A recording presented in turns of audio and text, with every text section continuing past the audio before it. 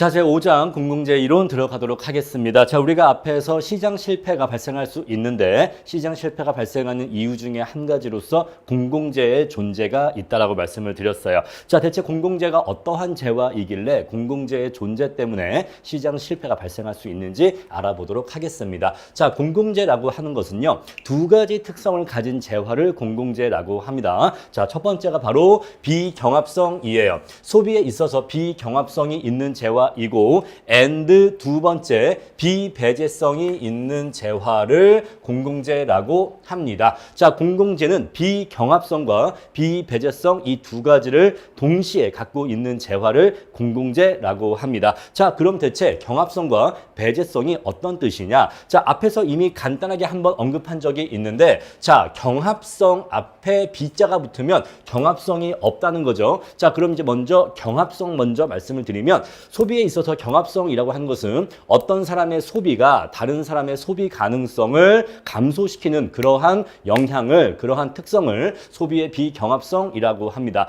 자, 제가 앞에서 그런 사례 들었었죠. 집에 빵이 10개가 있었을 때 어떤 사람이 빵을 3개 먹으면 나머지 가족들은 빵을 10개를 먹을 수가 없고 3개가 없어진 상태에서 나머지 7개의 빵까지만 소비할 수가 있겠죠. 자, 이처럼 어떤 사람의 소비가 다른 사람의 소비 가능한 양을 줄이는 이러한 관계가 있었을 때 소비의 경합성이 있다라고 합니다. 자, 일반적인 사용재는 대부분 다 소비에 있어서 경합성이 있어요. 그런데 소비에 있어서 비경합성이 있는 재화도 있는데, 자, 대표적으로 바로 공중파 TV가 그렇습니다. 자, 공중파 TV. 제가 MBC 사례로 말씀을 드렸는데, 자, 우리가 공중파 TV, 뭐 MBC, KBS를 누가 본다고 해서, 자, 옆집이 틀고 또 옆집이 틀고 다른 집이 튼다고 해서 다른 집들이 못 보는 게 아니에요. 1000집이든 100집이든 만집이든 얼마든지 같이 볼 수가 있고, 또 라디오 같은 것들도, 자, 뭐 100명이 듣든 1000명이 듣든 10,000명이 듣든 다 들을 수가 있습니다. 또 어떤 게 있냐면 법률 서비스나 국방 서비스 이런 것도, 자, 우리가 대한민국 영토 안에 살고 있는데 어떤 사람이 대한민국의 국방 서비스나 법률 서비스나 또는 경찰 서비스를 받고 있다고 해서 다른 사람들이 받을 수 있는 국방 서비스, 경찰 서비스, 법률 서비스의 양이 주는 것은 아니에요. 그래서 자, 소비에 있어서 비경합성이 있다고 하는 것은 공공재 양이, 우리 사회 공공재 양이 G라고 하는 양으로 주어져 있었을 때 A라는 사람도 G만큼의 공공재를 소비할 수 있고, B라고 하는 사람도 G만큼의 공공재를 소비할 수 있고, C, D, E, F, G. 자, 우리 사회 구성원 모든 사람들이 전부 다 각자가 G만큼의 공공재를 모두 다 이용할 수 있는 속성을 소비의 비경합성이라고 해요. 자, 우리 이러한 사례 한 가지만 더 들어보겠습니다. 자, 우리 공원이 있다라고 해볼게요. 공원. 자, 공원이 면적이 10만 평이라고 할게요. 10만 평.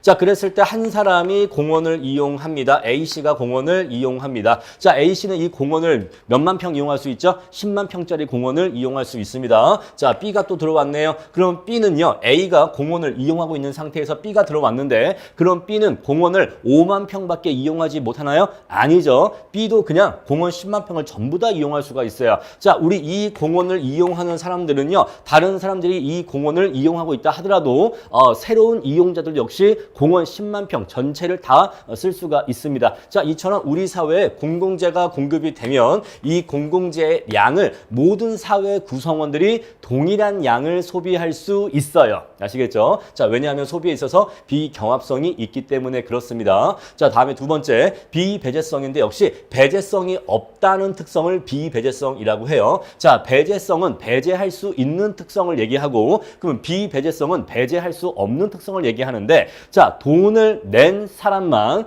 서비스를 이용할 수 있도록, 돈을 낸 사람만 재화를 소비할 수 있도록 막을 수 있는 특성을 배제성이라고 합니다. 제가 앞선 강의에서 영화관 사례 말씀드렸었죠. 자, 우리 영화관 같은 것들은 돈을 내야만 영화를 볼 수가 있죠. 또 우리 학원도 그렇죠. 학원도 돈을 내야만 학원을 수강할 수가 있죠. 우리가 식당도 그렇죠. 돈을 내지 않은 사람이 식당에 와서 음식을 먹을 수는 없죠. 그런데 자, 소비에 소비에 있어서 비배제성이라고 하는 것은요, 그 공공재 생산에 그 생산 비용이 있었겠죠. 근데 그 공공재 생산의 생산 비용을 부담하지 않은 사람도 그 공공재를 이용하는 걸 막을 수가 없다는 특성을 얘기해요. 자, 만약에 예를 들어서 자, 우리 이 공원이 있다고 합시다. 자, 이 공원이라고 하는 것은 우리나라 대한민국 국민들의 세금이 모여서 만들어진 공공재죠. 그렇죠? 자, 대한민국 국민들의 세금이 모여서 만들어진 공공재인데, 자, 외국인 관광객이 왔습니다. 자, 뭐라고 할까요? 제트라고 할까요? 자, 제트라고 하는 외국인 관광객이 왔어요. 여러분,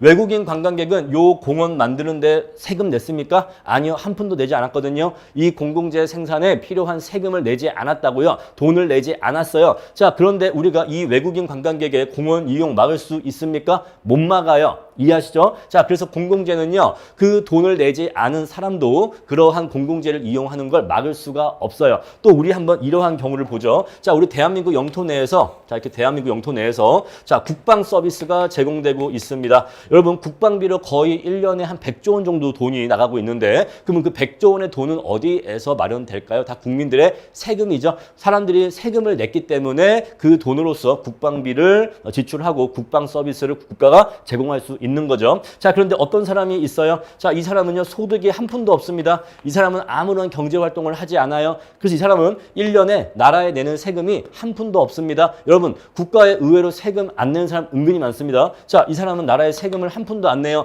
그러면 이 사람은 대한민국의 국방 서비스를 누리지 못합니까? 아니요. 세금을 1년에 1,000억 내는 사람이나 세금을 1년에 100억 내는 사람이나 10억 내는 사람이나 1억 내는 사람이나 심지어 세금을 한 푼도 안 내는 사람이나 모두 다 동일한 양의 국방 서비스를 이용할 수 있게 됩니다. 세금을 내지 않은 사람도 국방 서비스 이용할 수 있고요. 경찰 서비스 이용할 수 있고요. 법률 서비스 이용할 수 있습니다. 이해하시겠죠? 자, 그래서 공공재는 쉽게 얘기하면 돈을 내지 않은 사람도 이용할 수 있다는 건데, 공공재에서의 돈 또는 요금은 이꼬르 세금을 의미한다라고 이해하시면 돼요. 그래서 공공재에서는요, 세금을 내지 않은 사람도 그 공공재를 이용하는 것을 막을 수가 없어요. 아시겠죠? 자, 심지어 세금을 체납한 사람이 공원을 이용해도 그걸 막을 수가 없다는 거죠. 자, 그래서 공공재는 이러한 특성이 있기 때문에 시장에 맡기면 시장에서 알아서 수요와 공급의 균형에 의해서 적절한 공급이 이루어질 수 있다 없다? 이루어질 수가 없다. 그래서 공공재라고 하는 것은 우리 사회에 필요한 재화인데, 그냥 이러한 특성 때문에 그냥 시장에 맡겨놓으면 자연스럽게 시장의 기능에 의해서 적정한 양의 공급이 이루어질 수 없기 때문에 정부가 인위적으로 공급을 하는 경우가 많습니다. 자, 여기에서 오해를 하시면 안 되는 게 뭐냐면,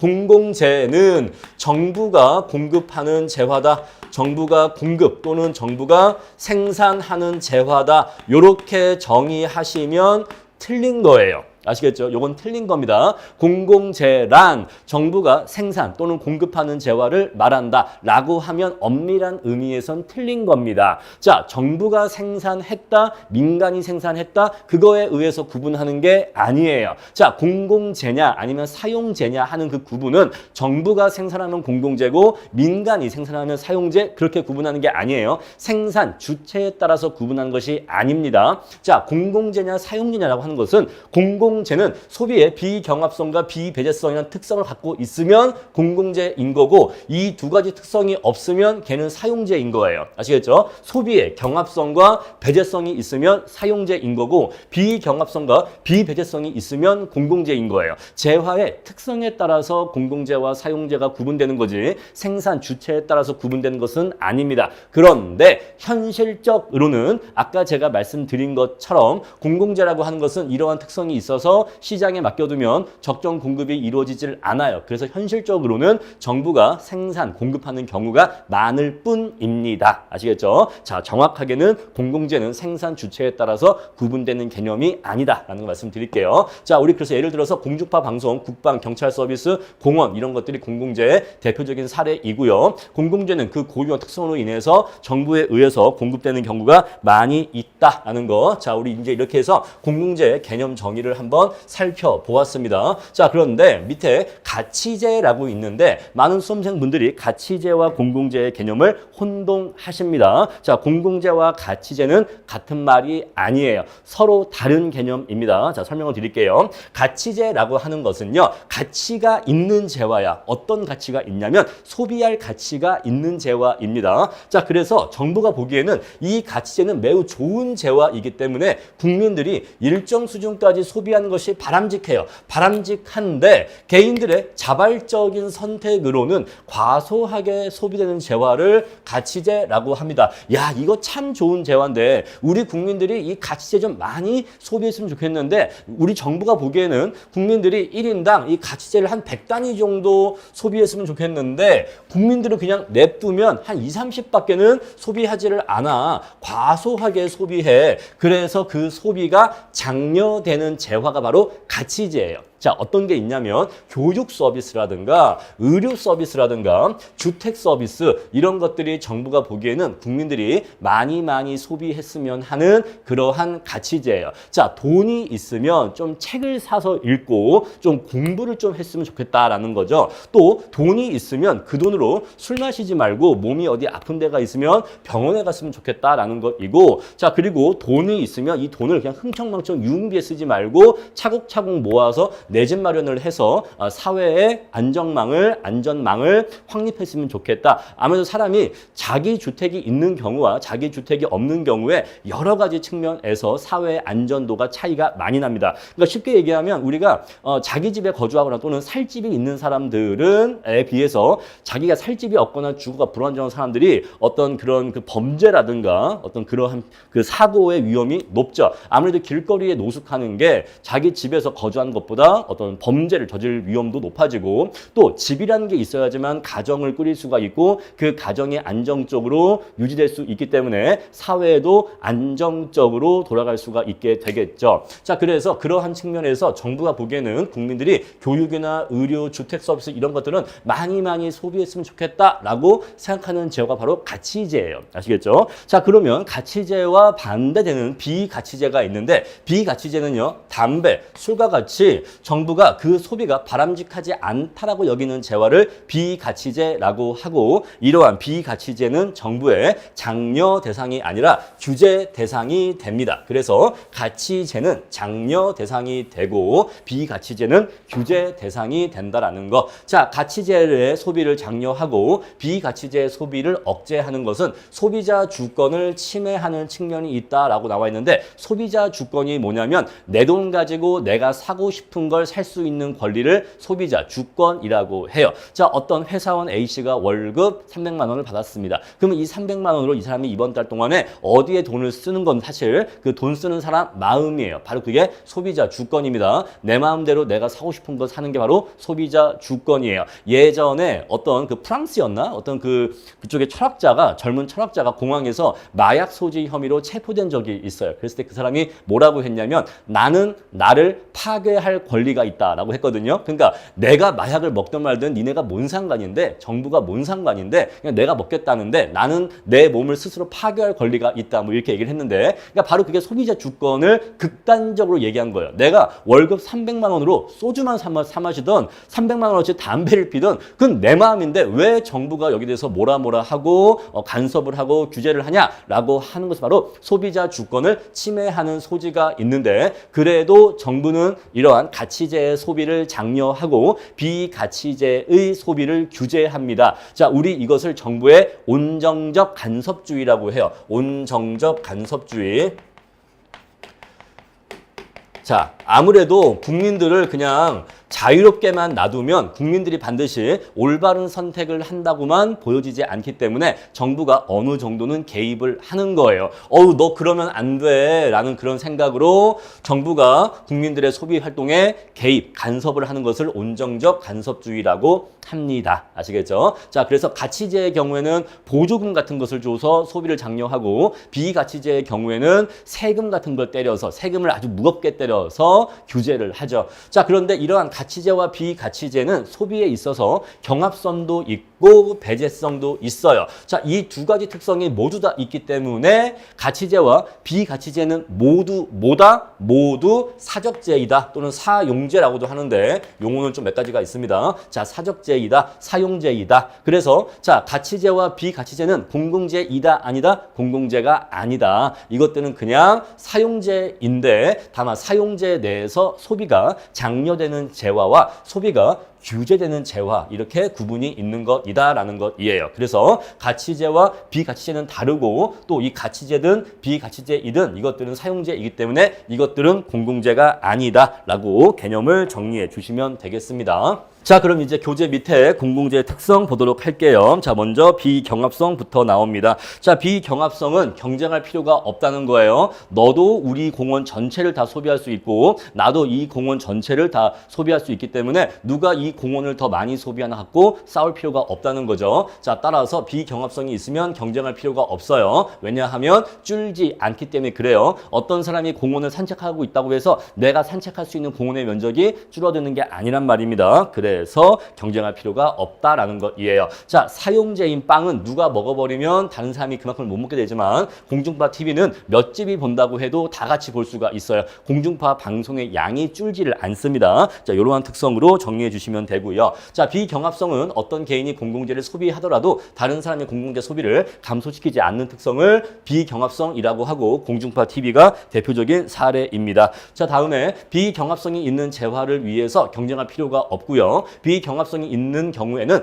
추가 소비에 따른 요거 이제 중요한 건데 추가 소비에 따른 한계 비용이 0이므로 양의 가격 설정이 바람직하지 않다라는 요 문장, 요 4번 문장을 특별히 기억을 해주세요. 여러분, 아까 우리가 이제 MBC 공중파를 예를 드는데, 왜 자꾸 제가 MBC 예를 드냐라고 하면은 제가 워낙 무한도전의 오랜 팬이라 그렇습니다. 저는 지금도 무한도전 영상을 지금도 많이 봐요. 진짜 아마 무한도전 전편을 각각 한 10번 이상은 본 것 같아요. 그 10년 넘는 분량을 각각 한 10번씩은 넘게 본 것 같은데, 자, 그래서 제가 자꾸 MBC를 떠올리다 보니까 자꾸 공중파가 떠오르는데, 자, 우리 그랬을 때 어떤 사람이 무한도전을 본다라고 합시다. 뭐 지금은 안 하지만 무한도전형 TV 프로를 보고 있다고 해볼게요. 자, 이미 100명의 사람들이 이거를 시청하고 있어요. 공중파로서 이것을 시청하고 있습니다. 자, 그런데 새로운 사람이 나도 무한도전 볼래 라고 해서 자, 한 명이 무한도전을 추가로 TV를 켜서 본다라고 해보죠. 자, 우리 그랬을 때 무한도전의 제작비가 증가합니까? 아니요. 증가하지 않아요. 자, 이미 얼마의 비용을 들여서 TV 프로그램을 한 편 찍었겠죠? 자, 한 편 찍었다라고 해볼게요. 자, 그러면 이거 찍을 때 이미 돈이 들어갔잖아요. 만약에 이게 뭐 한 30억 들어갔다라고 해볼게요. 한 편 찍는데. 자, 30억 들어갔다. 자, 이미 30억 들어간 상태에서 100명이 보고 있었어요. 그런데 새로운 사람이 이 뭐야? 재밌어? 하면서 TV를 켜서 나도 봤어요. 그러면 이 사람이 한 명 더 봤기 때문에 무한도전 제작비가 증가합니까? 아니요. 증가하지 않아요. 또 이렇게 자, 이렇게 만들어진 TV 프로그램을 공중파 뭐 안테나 통해서 이렇게 방송을 이렇게 송출하겠죠. 송출하는데 한 사람이 더 봐. 한 사람이 더 보기 때문에 그 방송 송출 비용이 증가하나요? 아니요. 그렇지도 않아요. 그냥 딱 일정한 비용으로 고정돼 있어요. 따라서 이 상태에서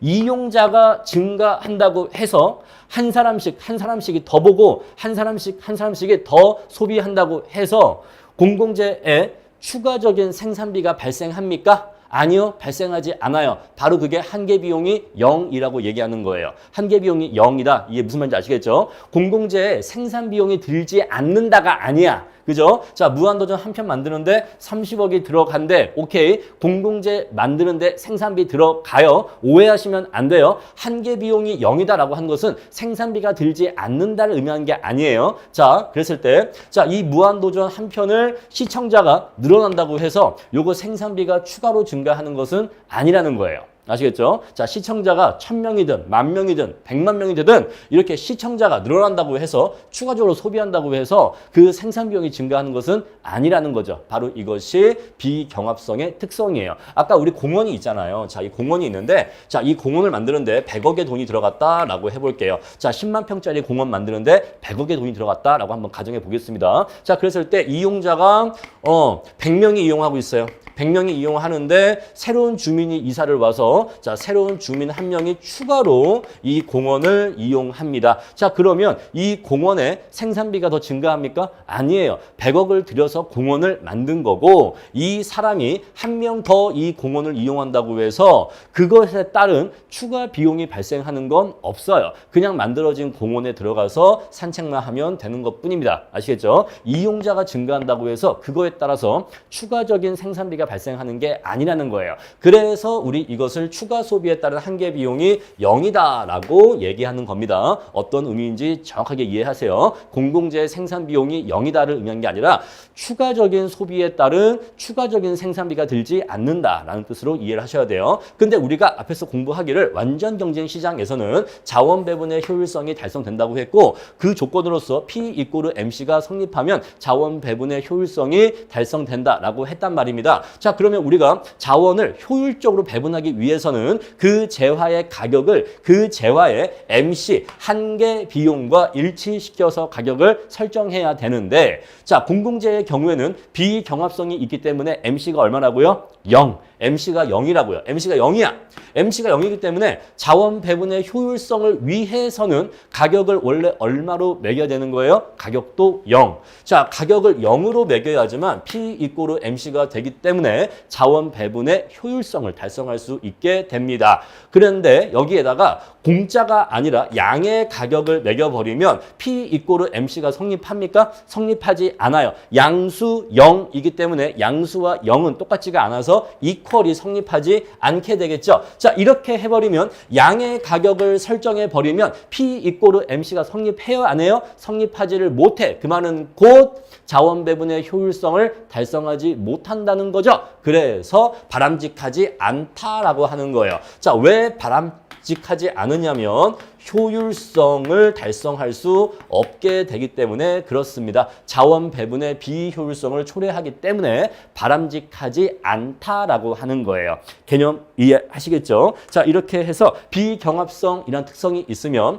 추가 소비에 따른 한계 비용이 0인 특성이 있어서 양의 가격을 매겨버리면 자원 배분의 효율성이 깨져버리기 때문에 바람직하지 않다고 하는 겁니다. 자, 이렇게 해서 비경합성 충분히 말씀드렸고요. 자, 이제 그럼 두 번째로 비배제성 말씀드릴게요. 아까 말씀드린 것처럼 비용을 부담하지 않은 사람이 공공재를 소비하는 것을 막을 수 없는 특성을 비배제성이라고 하는데 국방 서비스가 대표적입니다. 자, 우리 심지어 군대 안 갔다 온 남자들도 있죠. 남자 중에 군대 안 간 사람도 있는데 군대를 안 간 사람도 국방 서비스를 이용하는 걸 막을 수가 없다. 그렇게도 한번 이해해 보시고요. 자, 내용도 볼게요. 자, 비배제성이 있는 경우에는 돈을 내지 않아도 세금을 내지 않아도 그 공공재를 이용할 수 있기 때문에 여러분 일반적인 사람이라면 돈을 자발적으로 내려고 할까요? 세금을 자발적으로 내려고 할까요? 아니면 그냥 웬만하면 세금 내지 않고 그냥 이용만 하려고 할까요?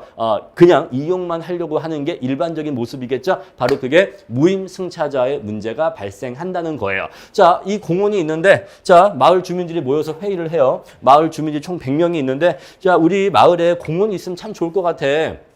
그래서 우리 공원을 만들기 위해서 다 같이 좀 돈을 내서 모아보자라고 제안을 해요. 근데 어떤 A씨가 있는데 자, 이 A씨는요 사실 마음속으로 공원을 원해요.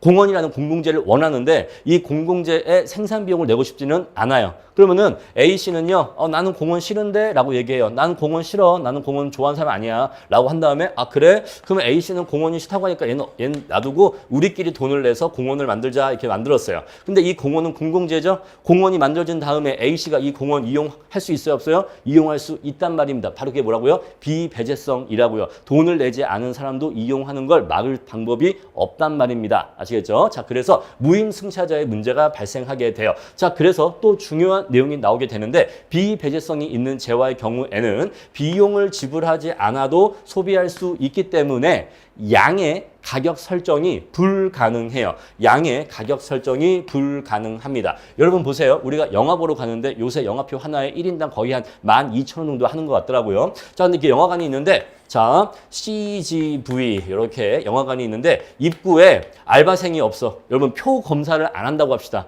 자, 표는 팔아. 표는 파는데 표가 한 장에 12,000원이에요. 자, 표는 판매합니다. 근데 이 앞에 아무 지키는 사람이 없어. 그리고 뭐 문도 이렇게 뭐 어떻게 막는 문도 없어. 그냥 그냥 길거리 지나가던 사람도 영화 하나 볼까? 하고 그냥 들어가서 영화를 볼 수 있다고 해요. 그러면 누가 이 표를 돈을 내고 사서 들어가겠습니까? 거의 그런 사람 없겠죠? 그래서 이렇게 비배제성이 있는 경우에는 돈을 내지 않아도 영화를 볼 수 있는 경우에는 영화표를 살 사람이 없거나 적을 거라는 거죠. 무임승차자가 발생할 거라는 거죠. 따라서 이렇게 하면 영화표가 안 팔리겠죠. 그래서 양의 가격 설정이 불가능하다라고 얘기하는 거예요. 돈을 내지 않아도 이용할 수 있는데 누가 양의 가격을 지불하려고 하겠습니까? 아시겠죠? 자, 그래서 아까 우리 앞에서 비경합성은 뭐였죠? 비경합성은 추가 소비에 따른 한계 비용이 0이기 때문에 양의 가격 설정이 부적절하다고 했죠. 왜?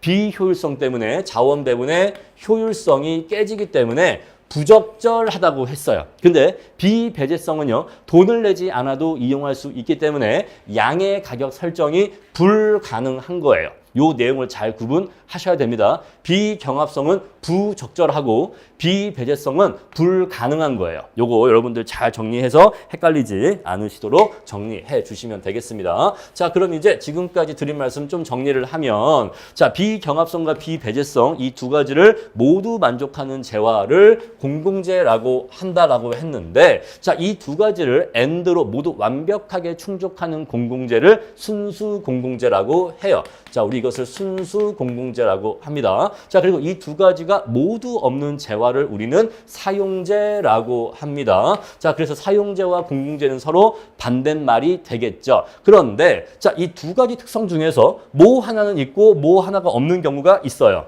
이러한 경우에는 공공재로 분류하기도 애매하고 사용재로 분류하기에도 애매해요. 왜냐하면 한 가지만 있고 한 가지만 없거든요. 우리 이렇게 중간에 끼어 있는 애들을 준공공재라고 합니다. 공공재와 유사하다. 공공재와 유사하다의 의미로 이해하시면 돼요. 자, 그래서 둘 중에 두 가지 요건 중에서 한 가지만 갖고 있는 재화를 준공공재라고 한다. 이렇게 재화의 분류를 기억해 주시면 되겠습니다. 자, 현실적으로 순수 공공재는 그 사례가 많지 않아요. 그래서 항상 예를 드는 게 정해져 있습니다. 국방, 법률, 공중파, 방송 이런 사례들을 늘 이것만 들어요. 왜? 몇 개가 없기 때문에 그래요. 자, 현실에 존재하는 공공재는 대부분이 비순수 공공재입니다. 자, 비순수 공공재는요, 준공공재라고도 하는데 이 둘은 동의어로 기억을 해 주시면 돼요. 자, 비경합성과 비배제성 중에서 어느 하나가 제대로 성립하지 않는 것을 비순수 공공재 또는 준공공재라고 합니다. 둘 중에 하나만 충족하는 재화를 준공공재라고 해요. 자, 현실적으로 순수 공공재의 사례는 드물고 대부분 비순수 공공재의 특성을 가진다라는 것이에요. 자, 그랬을 때 비경합성이 성립하지 않은 경우를 먼저 볼 건데, 자, 도로라든가 공원 이런 것들은 원칙적으로는 소비에 있어서 비경합성이 있어요. 자, 어떤 도로가 있습니다. 자, 도로가 있는데 차가 이제 이렇게 지나가겠죠. 근데 차가 1시간에 10대가 지나가. 그러면 이 도로는 혼잡합니까? 아니요, 혼잡하지 않아요. 그러면 1시간에 100대가 지나가. 뭐 그래도 혼잡하다고 말할 수는 없겠죠. 그런데 1시간에 1000대가 지나가면서 도로가 길이 차가 막혀 있어. 차가 이렇게 꽉 차 있습니다. 막혀 있습니다. 자, 그럼 이제 혼잡하죠. 따라서 한적한 도로는 소비에 비경합성이 있어요. 그죠? 한적한 도로는 소비에 비경합성이 있습니다. 그런데 꽉 찬 도로, 막힌 도로는 소비에 있어서 경합성이 있어요. 따라서 도로와 같은 이러한 공공재는 경합성이 또는 비경합성이 불완전하다는 것을 아실 수가 있어요. 자, 우리 공원이 있어요. 공원이 있는데 이용객이 한 100명이에요. 어때요? 한적해요. 100명 정도면 한적하다고 합시다. 그런데 1000명이에요. 사람이 좀 많네 싶은데 이제 막 어린이날이야. 막 이런 날. 막 10,000명이 왔어. 그러면 공원은요, 엄청나게 혼잡하겠죠. 그래서 자, 공원에 이용객이 적을 때는 소비에 있어서 뭐가 있다? 비경합성이 있어요. 이때는 한적하니까 비경합성이 있어. 그런데 이렇게 이용객이 많아지면 점차 비경합성이 내려가게 되고 경합성이 높아지게 되는 거예요. 자, 이처럼 이용자 수가 적을 때에는 소비에 비경합성이 있다가 이용자 수가 많아짐에 따라 경합성이 생기거나 경합성이 높아지는 재화를 소비에 있어서 비경합성이 비경합성이 불완전한 재화라고 합니다. 개념 이해하시겠죠? 자, 도로, 공원 이런 것들은 이용자가 적을 때는 비경합적인데 사용자가 많아지면 혼잡해지기 때문에 경합적이 된다라는 것이에요. 우리 이것을 혼잡제라고도 해요. 혼잡제. 자, 두 번째, 경합성의 정도는 아래와 같이 측정합니다. 자, 여기 Q는요. Q는 1인당 사용량을 얘기하고요. 여기 X는 재화의 공급량을 얘기해요. 자, 여기 N은요. 이용객 수를 얘기하고 알파는 개수입니다. 자, 만약에 알파가 1이다라고 하면은 그냥 N분의 X예요. 알파의 1은 그냥 N이니까. 자, 이 말은 자, 알파가 1이라고 하는 것은 완벽한 순수한 사용제를 얘기해요. 모든 사람들이 우리 사회에 X라고 하는 양이 주어져 있으면 n분의 1씩 나누어 쓴다라는 걸 얘기하는 거예요. 자, 빵이 10개가 있어요. 빵이 10개가 있다. 근데 사람이 10명이야. 그럼 빵은 인당 몇 개? 인당 1개. 이런 식으로 정확하게 이용자 숫자로 n분의 되는 특성이 있었을 때 우리는 이러한 재화를 사용제, 순수 사용제라고 합니다. 만약에 알파가 0이다라고 하면요. 여러분, n분의 알파는 얼마가 되죠? 요거 1이에요. 그죠? 요거 1입니다. 모든 수의 영승은 1이기 때문에 그냥 x가 돼요. 모든 사람이 다 똑같이 X라고 하는 양을 다 소비할 수 있어요. 너도 X 소비해, 나도 X 소비해, 너도 X 소비해 이런 식으로 모든 사람이 100명이든 1000명이든 10,000명이든 다 같이 X를 소비할 수가 있어. 우리 이것은 소비의 비경합성이 완벽하게 충족되는 경우이기 때문에 우리 이때는 순수 공공재라고 얘기할 수가 있는데 자, 비경합성이 완벽하게 성립하지 않은 경우는 알파 값이 0과 1 사이인 경우라고 얘기할 수가 있어요.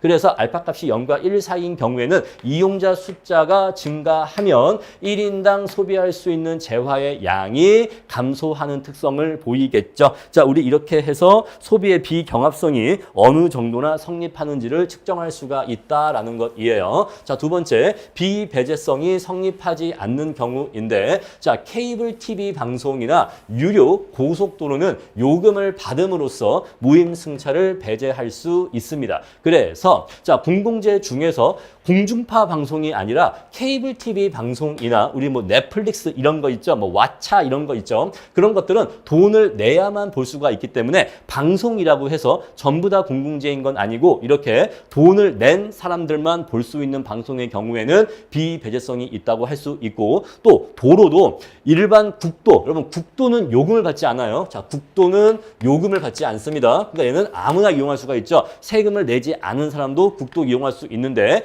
유료 고속도로 같은 경우에는 그 요금을 낸 차량만 진입할 수가 있어요. 요금을 낸 차량만 저 도로를 이용할 수 있기 때문에 자, 도로라 하더라도 이러한 도로는 순수 공공재에 가깝지만 유료 고속도로의 경우에는 비배제성이 성립하지 않는다 이 얘기예요. 돈을 내야만 쓸 수가 있다 이 얘기입니다. 자, 그래서 이러한 경우에는 비배제성이 성립하지 않는다라고 본다 이 얘기예요. 자, 그리고 무임승차자를 배제하는 것이 자, 물리적으로 가능하다 하더라도 그렇게 배제하는 게 현실적으로 비용이 너무 많이 드는 경우에는 사실상 배제가 곤란하다라고 봅니다. 자, 이런 내용 가볍게 한번 읽어보시고 정리하시면 되겠어요. 자, 그럼 이제 지금까지 드린 말씀을 표로 함께 총 정리해 보겠습니다. 자, 지금 표 보시면은 2x2 표죠. 자, 위에 배제성이 성립하는 경우, 경합성이 성립하는 경우, 비배제성 있는 경우, 비경합성 있는 경우 총 4가지 경우의 수가 나오는데 자, 배제성과 경합성이 둘 다 모두 성립하는 재화를 우리는 순수 사용제라고 했죠. 자, 바로 이게 순수 사용제이고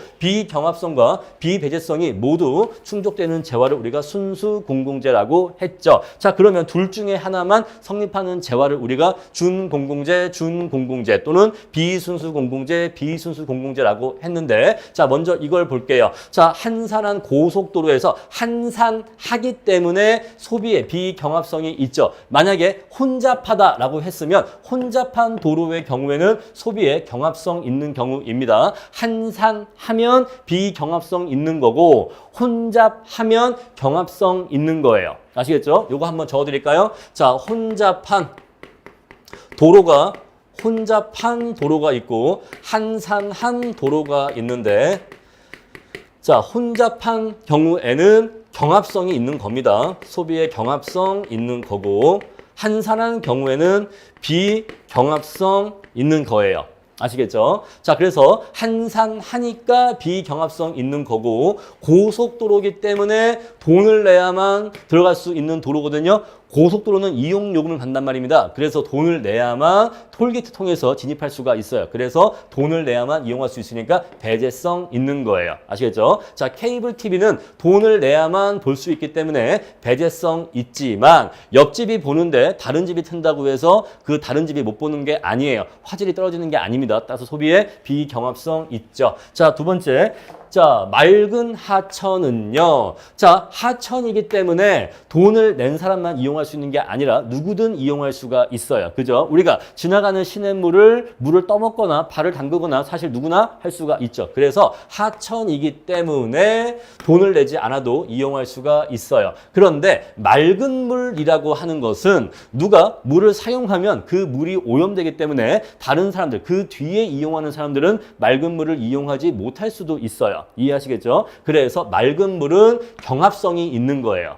그래서 자, 그냥 물이 아니라 맑은 물이기 때문에 소비의 경합성이 더 올라가게 되는 거죠. 자, 다음에 목초지니까 마을 공동 소유 목초지니까 돈을 내지 않아도 이용할 수 있는 재화예요. 그런데 어느 집이 말과 소를 풀어서 풀을 많이 뜯게 하면 다른 집들이 그만큼 풀을 뜯게 하지 못하기 때문에 소비의 경합성은 있는 재화입니다. 자, 이렇게 해서 재화의 분류체계 4가지를 잘 기억을 해 주셔야 되고 이 표는 시험에 자주 출제가 됩니다. 자, 그럼 이제 이어서 교과서 177페이지 시장 원리를 이용한 공공재의 최적 공급 보도록 하겠습니다. 자, 우리가 지금까지 앞에서 어떤 얘기를 했냐면 공공재의 경우에는 사용재와 달리 시장에서 그 적정한 공급이 이루어지지 못한다라고 했어요. 자, 왜냐하면 사용재의 경우에는 시장에서 수요자와 공급자의 거래에 의해서 최적의 거래량이 결정되고 그때의 가격도 결정이 되거든요. 그래서 사용재는 그냥 시장에 맡겨 놓으면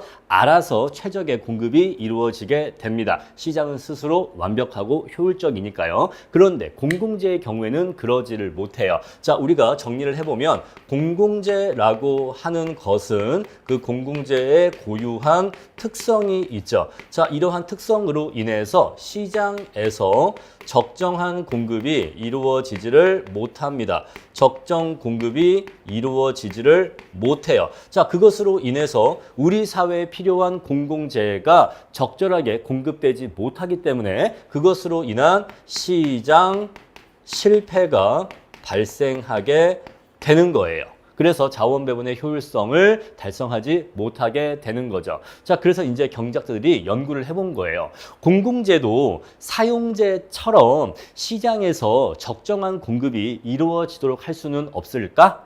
공공재도 혹시 사용재와 마찬가지로 시장에서 알아서 적정한 공급이 이루어지게 된다면 그러면 시장 실패도 발생하지 않을 텐데에 대해서 연구를 해본 거예요. 바로 그게 시장 원리를 이용한 공공재의 최적 공급입니다. 공공재도 사용재처럼 시장에서 시장의 원리에 의해서 공공재에 대한 수요자와 공공재의 공급자가 만나서 서로의 이익을 추구하면서 자연스럽게 거래를 하다 보면 알아서 최적의 공공재 공급량이 최적의 공공재 공급량이 공급될 수 있지 않을까에 대해서 연구를 해본 건데 이 연구를 하려면 한 가지 전제 조건이 필요해요. 어떠한 전제 조건이 필요하냐면 사람들이 공공재에 대한 자신의 진정한 선호를 드러낸다라는 조건이 필요합니다. 자, 공공재는 이게 사실은 되지 않기 때문에 원래 원칙적으로는 시장 원리를 이용해서 공공재의 최적 공급이 달성될 수가 없는 거예요. 자, 우리 앞에서 살펴본 공공재의 특성 중에서 어떤 것이 가장 심각한 문제점이냐면 바로 무임승차의 가능성이 가장 심각한 문제점이에요. 자, 공공재는요, 비배제성이 있어서 무임승차가 가능합니다. 무임승차가 가능해요. 그래서 사람들이 공공재에 대한 자신의 진정한 선호를 잘 드러내려 하지를 않습니다. 한번 우리 이러한 상황을 한번 가정해 볼게요. 어떤 마을이 있어요. 마을 사람들을 모아놓고 이렇게 얘기를 합니다. 우리 마을에 공원이 있으면 참 좋지 않겠습니까? 애들도 나와서 산책도 하고 뭐 강아지들도 이렇게 산책시키고 해서 공원이 있으면 참 좋을 것 같아요. 그래서 우리가 공원을 만들고자 하는데 각자 공원을 얼마나 원하는지를 한번 말하도록 합시다 라고 하면은 사람들이 나 공원 진짜 좋아하는데 이렇게 얘기를 할까요? 그렇지 않아요. 왜냐하면 어떤 사람이 좋습니다. 저는 공원이 굉장히 좋아요 라고 얘기하면 사람들이 뭐라고 하냐면 그러면 저 공원 만드는 생산비를 네가 많이 내면 되겠다. 네가 공원을 그렇게 많이 좋아한다니 그럼 네가 그 공원 생산비를 많이 내면 되겠다 라고 하기 때문에 사람들은 그렇게 할까봐 그렇게 자기 보고 공원의 생산비를 많이 내라고 할까봐 자신의 공원에 대한 진정한 선호를 드러내지 않거나 아니면 실제보다 축소해서 시현하게 됩니다. 시현한다 이 말은 드러낸다 이 얘기예요. 아시겠죠? 자, 그래서 공공재의 경우에는 나는 공원을 안 좋아해 라고 얘기한 다음에 자신의 진정한 선호를 숨기고 사실은 공원 되게 좋아하는데 나는 공원 되게 싫어. 나는 있잖아 무릎이 시려. 나는 무릎이 시려서 나는 산책을 못해. 이러면서 나는 공원을 싫어해. 나는 공원을 원하지 않아. 나는 그러니까 공원에 생산비를 내지 않을 거야 라고 하다가 다른 사람들이 돈을 모아서 공원을 만들면 돈을 내지 않은 사람이 공원을 가서 이용하는 걸 막을 수 있어요? 없어요? 막을 수가 없다고 했잖아요. 그러니까 공공재의 경우에는 사람들이 세금을 내기 싫어서 공공재에 대한 진정한 선호를 드러내지 않거나 축소시현한다 이 얘기예요. 그것 때문에 공공재는 원래 시장에서 최적의 공급이 이루어지지를 못하는 겁니다. 그래서 경제학자들이 연구를 해본 거죠. 만약 사람들이 자신의 공공재에 대한 진정한 선호를 드러낸다면 시현한다면 시장 원리를 이용해서도 시장의 원리에 의해서 시장에서 알아서 공공재의 최적 공급이 마치 사용재와 같이 이루어지지 않을까에 대해서 연구를 해본 거예요. 바로 그것이 시장 원리를 이용한 공공재의 최적 공급입니다. 자, 이 모형은요, 이 분석은요, 사람들이 공공재에 대한 진정한 선호를 시현한다고 가정한 상태에서 시장 원리에 의한 공공재의 공급 원리를 살펴보기 때문에 시장 원리에 의한 것이긴 한데 이러한 비현실적인 가정을 전제한 상태에서 분석한 것이기 때문에 준시장적 해결책이라고 합니다. 아시겠죠? 자, 공공재도 사용재와 마찬가지로 시장에서 적정한 공급이 이루어질 수 있는 조건에 대해서 연구한 것이라서 시장 원리에 의한 공공재의 공급 조건을 연구한 것이라서 시장적 해결책이라고 하지만 이러한 비현실적인 가정을 전제한 상태에서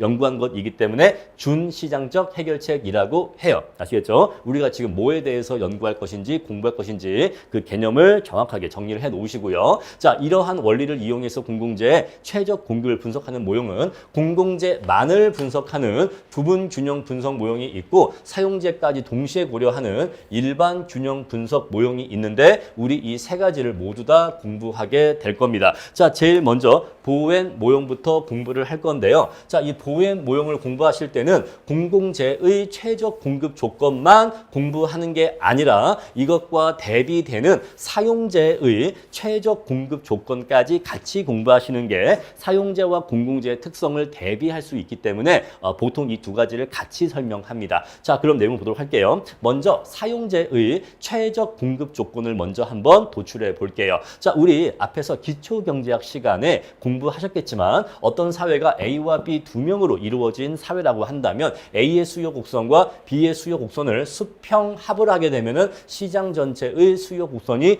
도출된다라고 하는 것을 기초경제학 때 공부를 하셨을 겁니다. 자, 만약에 A와 B의 수요 곡선이 이렇게 주어져 있다면 이 둘의 수평합을 하게 되면 시장 전체의 수요 곡선이 도출되고 이것이 시장 전체의 공급 곡선과 만나는 점에서 균형 가격이 결정될 것이고 균형 거래량이 결정될 것이에요. 자, 만약에 가격이 이 재화의 가격이 P 스타로 결정되었다면 그때 A는 이러한 가격 하에서 몇 개를 수요할 의사가 있냐면 QA개를 수요할 의사가 있고 B는요 이러한 가격 하에서 QB개를 수요할 의사가 있기 때문에 우리 사회에는 A와 B 두 명뿐이니까 A의 수요량과 B의 수요량을 합치면 시장 전체의 수요량이 돼요. 그래서 시장 전체의 수요량은 Q는 QA 플러스 QB가 되는 관계가 있는데 여러분 우리 이 산식을 조금 다르게 한번 해석을 해봅시다. 자, A는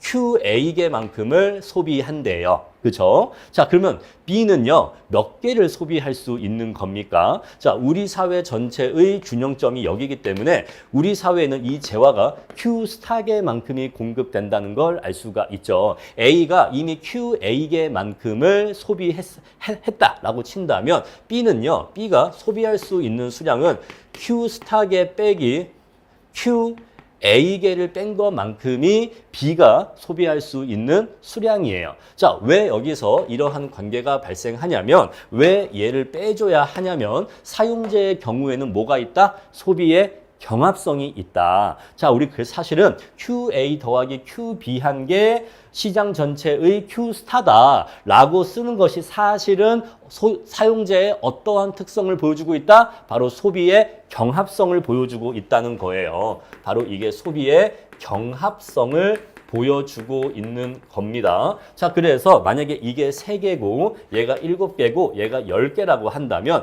우리가 지금까지는 공부를 어떻게 했냐면, 자, 만약에 빵이 하나에 500원이에요. 자, 빵이 하나에 500원일 때 A, 너 빵 몇 개 살 거야? 3개요. B, 너 몇 개 살 거야? 7개요. 빵이 하나에 500원이라면 저는 빵을 7개 사겠습니다. 아, 그래? 그러면 우리 사회는 너희 둘뿐이니까 네가 3개, 네가 7개니까 우리 사회 전체의 빵 수요량은 10개구나 라고 까지를 얘기를 했죠. 그런데 이 얘기를 조금 다르게 얘기하면, 야, 우리 사회 전체 빵이 10개가 공급되었어. A, 너 빵 몇 개 먹을 거야? 저 빵 3개 먹을 건데요. 그러면 B는요, 빵을 7개 먹을 수 있는 거죠. 요거 이제 이해하시겠죠? 이제 이것을 같은 얘기인데 약간 이야기의 순서를 다르게 얘기하니까, 아, 사실 이것이 소비의 경합성이 반영된 것이구나 라는 것을 여러분들 아실 수가 있을 거예요. 자, 사용제는 소비의 경합성이 있기 때문에 개별 수요량의 합으로서 시장 전체의 수요량을 도출할 수도 있지만, 반대로 얘기하면 개별 수요자의 수요량은 시장 전체의 수요량 또는 공급량의 범위 내로 제한됩니다. 아시겠죠? 누군가가 몇 개를 소비해버리면 나머지 사람들은 그거를 제외한 나머지 수량만 소비할 수 있게 돼요. 아시겠죠? 자, 일단 이렇게 해서 이제 시장 전체의 균형점이 도출되었다라고 하면은 요 점의 이 높이는 무엇을 의미하죠? 자, 이 점의 높이는 그 재화의 가격을 의미하기도 하지만 요 점은요, MC 곡선상의 한 점의 높이이기도 합니다. 요 점이 MC 곡선상의 한 점이기도 하기 때문에 요 점의 높이는 MC 한계 비용을 의미하기도 해요. 이해하시겠죠? 자, 우리 그랬을 때 A는 점 B에서 수요량을 결정하는데, 자, 이 점 A의 높이는요, 바로 A라는 사람의 수요 곡선의 높이를 의미하는데, 우리 수요 곡선은 동시에 한계 편입 곡선이라고도 기초경제학 때 말씀을 드렸죠. 그래서 자, 요 높이는 A의 한계 편익의 높이라고도 얘기할 수가 있어요. 그러면 이 높이는요, B라는 사람의 한계 편익의 높이라고도 얘기할 수가 있어요. 자, 우리 요 높이가 MBA고, 요 높이가 MBB고, 요 높이가 MC인데 이 세 가지가 모두 다 같은 높이입니다. 그래서 사용자의 경우에는 최적 공급 조건을 MBA와 MBB와 MC가 같아질 때, 이렇게 같아지도록 사용자의 공급량을 결정할 때 우리 사회의 최적의 사용자 공급량이 결정된다라고 얘기할 수가 있어요. 자, 우리가 지금까지의 내용을 통해서 어떻게 결론을 정리할 수 있냐면 이렇게 정리할 수가 있어요. 자, 재화는 사용재가 있고요, 공공재가 있습니다. 사용재와 공공재가 있는데 가격이 있고 수량이 있어요. 자, 가격과 수량이 있습니다. 그냥 가격도 P라고 할게요. 자, 그랬을 때 사용재의 경우에는 모든 수요자가 동일한 가격으로 재화를 수요합니다. 자, 모두 다 동일한 가격으로 재화를 수요하죠. 여러분들이 편의점에 가셔도, 제가 편의점에 가도 콜라 한 캔의 가격은 똑같거든요. 그죠? 자, 가격은 똑같습니다. 다만 각자가 그러한 가격 하에서 몇 개를 수요할지는 서로가 다 달라요. 누구는 한 캔만 사, 누구는 2캔을 사, 누구는 3캔을 삽니다. 이런 식으로 기본적으로 콜라의 가격은 똑같지만 그러한 가격 하에서 각자 몇 개를 수요할지는 다 달라요. 그래서 사용자의 경우에는 수요량은 전부 다 상이합니다. 자, 이처럼 사용자의 경우에는 사람들마다 수요량이 모두 다 상이한 이유를 아까 말씀드렸습니다만 소비에 있어서 경합성이 있기 때문에 이러한 특성이 보이는 거예요. 아시겠죠? 자, 사용자의 최저 공급 조건은 어렵지 않게 이해하실 수 있을 겁니다. 우리가 지금까지 해왔던 이야기들이기 때문에 새로운 이야기는 아닌데 조금 더 그 의미를 깊게 말씀드린 것뿐이죠. 자, 그럼 이제 이번에는 공공재의 최저 공급 조건을 한번 도출해 볼게요. 자, 마을 사람들을 이제 모아놨습니다. 자, 우리 마을에 공원을 좀 만들고자 합니다. 각자 공원을 어느 정도나 원하는지 한번 얘기를 해봅시다 라고 얘기를 하는 거예요. 자, 그런데 우리 아까 어떠한 전제가 있었죠? 공공재에 대한 자신의 진정한 선호를 드러낸다라고 가정했으니까 이제 마을 사람들은 거짓말하지 않고 자신이 공원을 얼마나 원하는지를 이제 서로 솔직하게 얘기를 할 겁니다. 자, 먼저 A라는 사람이 얘기를 해요. 자, 만약에 우리 마을에 공원의 규모가 이 정도 규모의 공원을 짓는다고 하면 저는 그때 이 정도 금액까지 지불할 의사가 있습니다. 자, 그런데 이것보다 더 큰 공원을 짓겠다고 한다면 이 정도 규모의 공원을 공급하겠다고 하면 저는 그때 이 정도 높이까지 지불할 의사가 있습니다. 자, 이런 식으로 해서 공원의 규모가 커짐에 따라 여러분 보세요. 처음에 공원이 전혀 없었던 마을에 공원이 처음에 작게라도 생기면 너무너무 좋죠.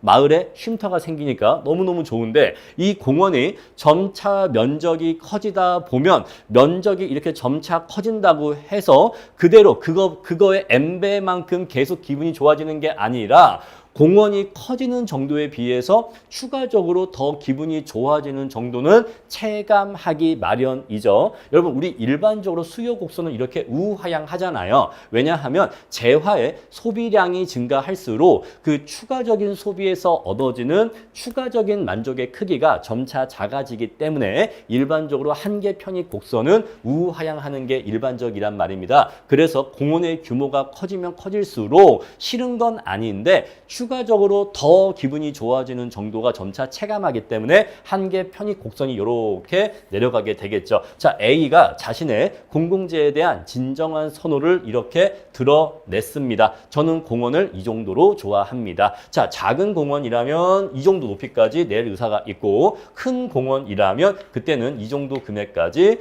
지불할 의사가 있습니다. 한계 비용으로서 요만큼을 지불할 의사가 있습니다. 자, 그럼 다음 이제 B씨가 얘기를 합니다. B씨는 A씨보다 애완동물을 강아지들을 많이 키우고 있어서 공원이 더 필요한 사람이래. 그래서 B는 A보다 이 공원을 더 원합니다. 그래서 B의 공공재에 대한 자신의 진정한 선호, 수요의 크기가 요렇다라고 이제 진정으로 드러냈어요. 그러면 우리 마을에는 A와 B 두 명뿐이니까 A와 B는 각각 공원에 대해서 이 정도로 원하는구나 라는 걸 알 수가 있었겠죠. 이랬을 때 이 두 사람의 개별 수요의 합으로서 시장 전체의 수요를 구해야 되는데 공공재는 한 가지 중요한 특성이 있죠. 바로 소비에 뭐가 있다? 비경합성이 있다. 공공재는 소비에 비경합성이 있습니다. 비경합성. 그래서 우리 마을에 예를 들어서 1000평짜리 공원이 만들어진다라고 하면은 A도 1000평을 이용할 수 있고 B도 1000평을 이용할 수가 있어요. 자, 우리 앞에 사용자에서는요, A의 수요량과 B의 수요량을 합쳐서 시장 전체의 수요량을 구했지만 왜 소비의 경합성이 있기 때문에. 근데 공공재의 경우에는 공공재가 G라고 하는 크기로 공급이 되면 A도 이 공공재 전체를 다 이용할 수 있고 B도 이 공공재 전체를 다 이용할 수가 있거든요. 그래서 공공재의 경우에는 더 이상 이러한 논리가 성립하지를 않게 돼요. 사용재에서 적용했던 그 논리가 성립하지를 않게 됩니다. 만약에 공공재의 경우에 사용재처럼 두 사람의 개별 수요량의 합으로서 시장 전체의 수요량을 구하는 논리를 적용하면 A의 공원 수요량 1000평, B의 공원 수요량 1000평이라고 해서 시장 전체의 공원 수요량 2000평, 이러한 결론이 나온단 말입니다. 이거는 잘못된 거예요. 그래서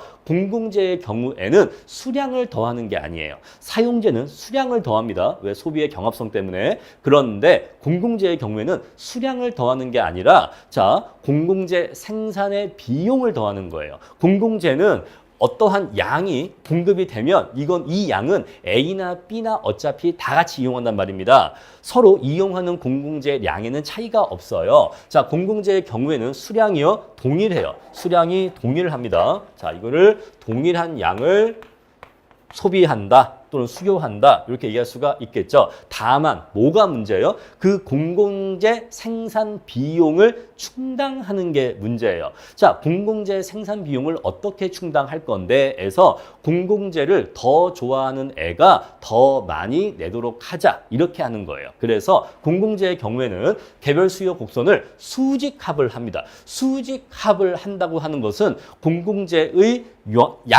양을 더하는 게 아니라 공공재의 가격을 더하는 건데 공공재의 가격이라고 하는 것은 세금의 크기를 의미해요. 그래서 A가 낼 의사가 있다고 하는 세금의 크기와 A가요 얼마까지 낼 의사가 있대요. B는요 얼마까지 낼 의사가 있대요. 아 그래? A는 이 정도, B는 이 정도 낼 의사가 있어? 그러면 우리 마을 사람들은 공원 생산에 총 이 정도까지 낼 의사가 있네. 그러면 이 정도의 세금이 모이면 우리는 어느 정도 크기의 공공재를 공급할 수 있는 거야를 알아보는 거예요. 아시겠죠? 우리 예를 들어서 A가 그냥 쉽게 예를 들면 A가 30만 원을 낼 의사가 있대요. 자, B는요 70만 원을 낼 의사가 있대요. 아 그래? 너는 30, 너는 70을 낼 의사가 있어? 그러면 우리 마을은 총 공원 생산에 대해서 100만 원까지 생산비를 낼 의사가 있네. 그러면 100만 원이라는 생산비로는 공원을 얼마만한 규모를 만들 수 있는 거야? 그걸 알아보는 거예요. 아시겠죠? 자, 그래서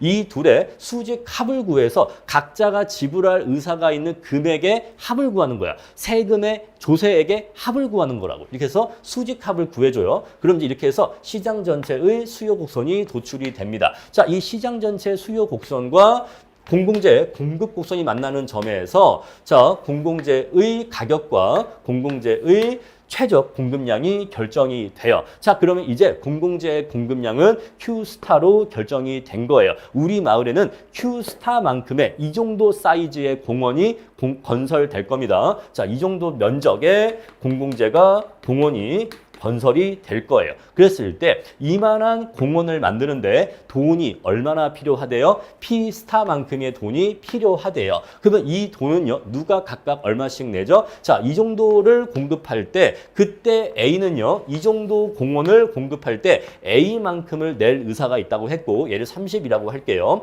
B는요, B만큼을 낼 의사가 있다 했는데 얘를 70이라고 할게요. 그럼 당연히 요거는 금액이 100이 나오겠죠. 따라서 이 정도 면적의 공원을 공급할 때에는 그 생산비로 100 정도가 필요한데 A가 30을 부담하고 B가 70을 부담해서 100의 공원 생산 비용을 충당하면 되겠죠. 자, 이런 식으로 공공재는 최적 공급량이 결정된다는 거예요.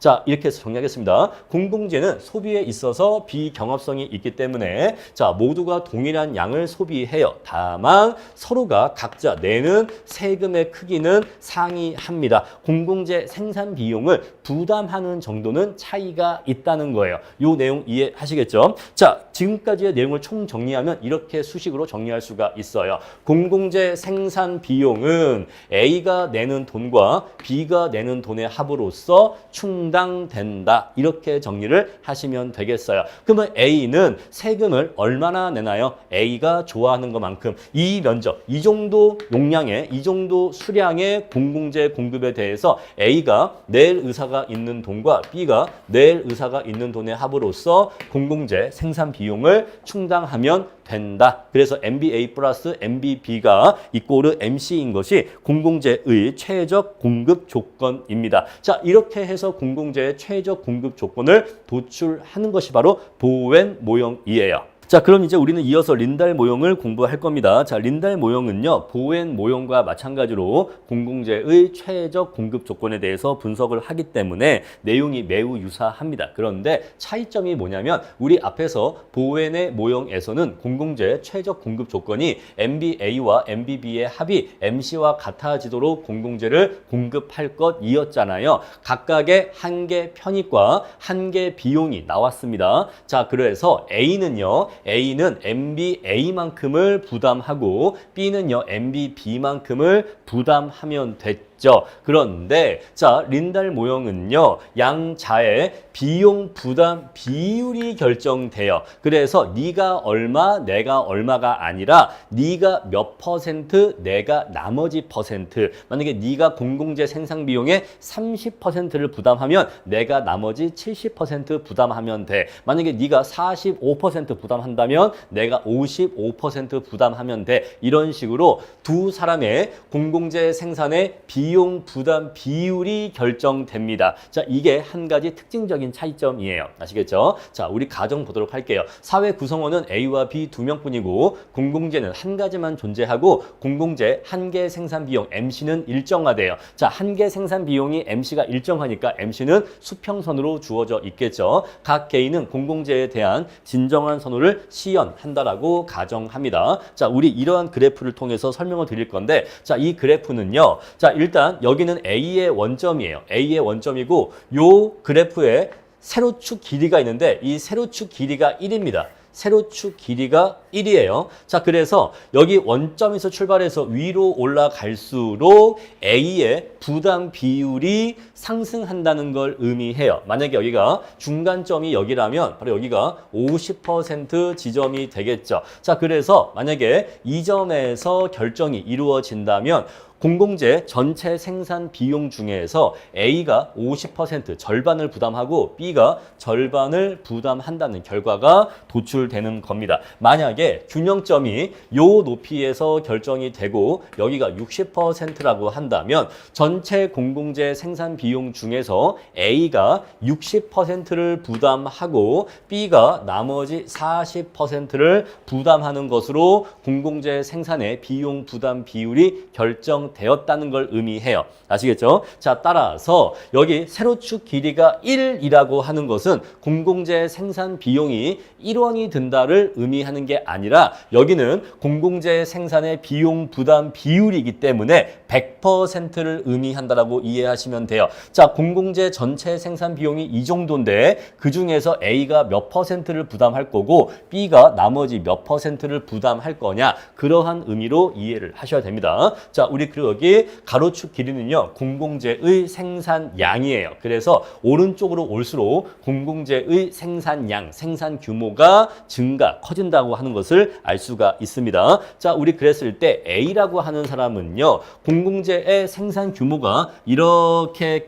커질 때 비용 부담 비율이 이렇게 내려간다라고 해볼게요. 자, 이거 한번 점 한 두 가지만 찍어서 예시를 해보겠습니다. 자, 만약에 우리가 이러한 점이 있다라고 한다면, 자, 이렇게 한번 해볼게요.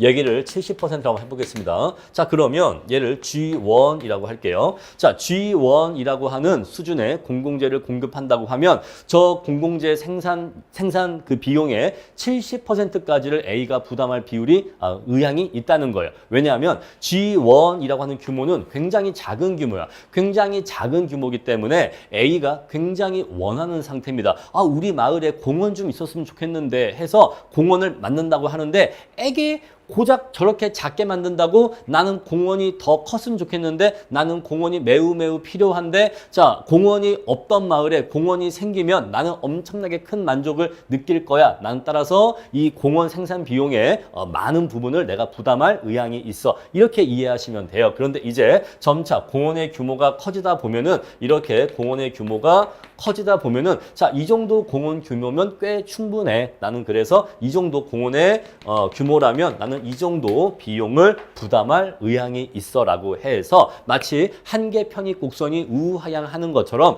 공공재 생산 규모가 증가할수록 A가 부담할 의사가 있는 비용 부담 비율이 점차 체감한다는 것을 아실 수가 있겠죠. 자, A는 이렇게 그려집니다. 근데 마찬가지로 B도 여러분 마찬가지예요. B도 마찬가지이기 때문에 B도 이렇게 비용 부담 비율이 공공재의 규모가 커짐에 따라 체감하게 될 건데 건데 B의 경우에는 그래프의 원점이 어디에 있죠? 여기에 있어요. B는 그래프의 원점이 여기에 있습니다. 우리 그래서 B의 관점에서 비용 부담 비율 곡선을 그려보면 곡선이 이렇게 그려지게 돼요. 그러니까 이거는 지금 그래프가 이 바닥이 위로 올라와 있기 때문에 얘는 지금 아래 위가 뒤바뀐 거죠. 그래서 B는 이렇게 올라가는 것처럼 보이지만 사실은 그렇지 않고 B는 원점이 여기에 있기 때문에 여기에서 본다면 점차 체감하고 있다는 것을 똑같이 나타내고 있습니다. 아시겠죠? 자, 이렇게 해서 A와 B의 비용 부담 비율 곡선이 각각 이렇게 그려진다라고 해볼게요. 만약에 공공재의 공급 수준이 이렇게 G1이라고 하는 아주 작은 규모로 공급되는 것으로 결정됐다라고 하면 자, A는요, 이러한 공공재 생산 비용 중에서 A1만큼 이만큼을 부담할 의향이 있어요. 근데 동시에 B도요, 이만큼을 부담할 의향이 있어요. 그래서 A가 부담할 의향이 있는 퍼센트와 B가 부담할 의향이 있는 퍼센트를 합치면 100%를 넘어가요. 자, 100%를 넘어간다라고 하는 것은 두 사람이 더 큰 규모의 공공재를 원한다라고 하는 것을 의미하는 거예요. 만약에 예를 들어서 자, 우리 G1만큼의 공공재를 생산하는데 자, 100이라는 비용이 들어간다라고 해볼게요. 근데 A가 70%를 부담할 의사가 있고 다음에 B가 역시 70%를 부담할 의사가 있대요. 그러면 A가 70을 부담할 거고 B도 70을 부담하겠죠. 그러면 우리 사회 구성원들은 100만큼의 생산비가 들어가는 공공재의 공급에 대해서 총 140까지 비용을 지불할 의사가 있다는 거예요. 자, 이것은 어떻게 해석을 해야 되냐면 우리 사회 구성원들은 더 큰 규모의 공공재 공급을 원한다라고 이렇게 이해를 하셔야 됩니다. 개념 이해하시겠죠? 자, 만약에 공공재 생산 규모가 이렇게 G2로 결정이 되었다라고 한다면 A는 이 정도만 지불할 의사가 있고 B는 이 정도만 지불할 의사가 있대요. 만약에 G2라고 하는 게 자, 300이라고 한다면 자, 생산비가 300이 들어간다라고 하고 자, A가 20%를 지불할 의사가 있고 B도 20%를 지불할 의사가 있다면 A는 60을 부담할 거고 B는 60을 부담하겠죠. 그러면 120밖에는 생산비가 마련되지를 않아요. 자, 그 말은 이 300이라고 하는 공공재의 공급 규모는 사회 구성원들의 바람에 비해서 지나치게 큰 규모다. 따라서 공공재의 공급 규모를 축소해야 한다고 하는 것을 의미하는 거예요. 개념 이해하시겠죠? 그래서 결국에는 어디에서 균형이 달성되냐면 바로 두 사람의 비용 부담 비율 곡선이 만나는 점에서 바로 여기에서 최적의 공공재 공급량이 결정된다는 거죠. 자, 그때 G스타만큼의 양을 공급할 때 두 사람이 지불할 의사가 있는 그 금액의 합이 전체 공공재 생산 비용과 딱 일치하는 최적의 공공재 공급이 이루어진다는 거예요. 아시겠죠? 자, 그래서 두 사람의 곡선이 만나는 점에서 최적의 공공재 공급량이 결정되고 그때 A의 비용 부담 비율이 A 스타로 결정된다는 거죠. 자, 전체 공공재 생산 비용 중에서 A가 A 스타만큼을 부담한다면 B는요, 1 빼기 A 스타만큼의 비율을 부담합니다. 자, 우리 이 내용을 텍스트로 정리하면 이렇게 쓸 수가 있어요. 자, 여기 균형점에서 어떠한 일이 발생하냐면 A는 공공재 전체 생산 비용 중에서 A 스타만큼을 부담합니다. 요 비율만큼을 부담한다는 거죠. 그럼 B는요, 나머지 퍼센트를 B가 부담하게 됩니다. 아시겠죠? 자, 이렇게 해서 두 사람이 공공재 생산 비용을 나누어서 부담을 하고요. 그때 공공재 최적 생산량은 G 스타로 결정이 되죠. 자, 따라서 만약에 이 A 스타가 만약 얘를 45%라고 할게요. 그럼 B가 55%를 부담하겠죠. 자, 공공재 전체 생산 비용 중에서 A가 45% 부담하고 B가 55% 부담하면 전체 공공재 생산 비용을 충당할 수 있을까요? 네, 충당할 수 있습니다. 자, 이렇게 해서 이렇게 공공재 비용 부담 비율이 결정되는 경우에는 공공재 생산과 관련해서 균형 예산이 보장돼요. 균형 예산이 보장된다라는 것입니다. 균형 예산이 보장됩니다. 공공재 생산에 필요한 돈을 국민들의 세금으로 전부 다 딱 알맞게 충당할 수 있다는 것을 의미해요. 자, 바로 이것이 린달 균형의 내용입니다. 린달 균형. 린달 균형은 두 사람의 비용 부담 비율 곡선이 만나는 점에서 린달 균형이 성립하게 되고, 이 린달 균형점에서 최적의 공공재 공급량이 결정되면서, 그랬을 때 사회 구성원 각자의 비용 부담 비율은 A는 요만큼, B는 나머지 요만큼으로 이렇게 결정이 된다라는 것이에요. 자, 이러한 내용을 정리를 하면 이제 교과서에 이런 내용 적혀 있죠. 자, 평가 사회 구성원들이 공공재에 대한 자신의 진정한 선호를 드러낸다라고 하는 것은 비현실적인 가정인 성격이 있다. 자, 지금 우리는 사회 구성원이 두 명인 상태를 전제해서 두 명의 곡선이 만나는 교점에서 린달 균형이 달성된다라고 얘기하고 있지만, 사회 구성원이 3명 이상이 되면 이러한 곡선의 개수가 3개 이상이 되는데, 그랬을 때 3개 이상의 곡선이 한 점에서 만난다라고 보장할 수가 없다는 거죠. 그죠? 자, 3개 이상의 곡선이 한 점에서 만날 거라고 보장할 수는 없다. 그래서 자, 균형이 성립하지 않을 수가 있다. 사회 구성원 수가 많아지면 이러한 균형이 성립하지 않을 수 있다. 이렇게 이해하시면 되고요. 자, 부분 균형 분석으로서 사용재와 공공재에 대한 자원 배분에 대해서는 알 수가 없다는 얘기인데, 뭔 소린가니? 자, 지금 이것은 부분 균형 분석 모형이라서 공공재의 최적 생산 공급 조건만 분석을 한 거지. 자, 우리 사회 전체 자원이 있는데, 우리 사회에 주어진 전체 자원으로서 자, 공공재 생산에 이 자원을 얼마나 투입하고 사용재 생산에 얼마나 자원을 투입하는 것이 우리 사회적으로 가장 최적인지, 이러한 관점에서 우리 사회 자원 중에서 얼마만큼을 공공재, 얼마만큼을 사용재에 배분하는 것이 최적의 자원 배분인지에 대해서는 알려주지 못한다라는 것이에요. 자, 우리 그래서 뒤 이어지는 세 번째 사무엘슨 모형에서는 일반 균형 분석 모형으로서 우리 사회 전체 자원 중에서 공공재에 얼마, 사용재에 얼마 각각 자원이 배분되어서 각각 생산되는 것이 우리 사회 전체적으로 최적이 되는지에 대해서 알아볼 겁니다.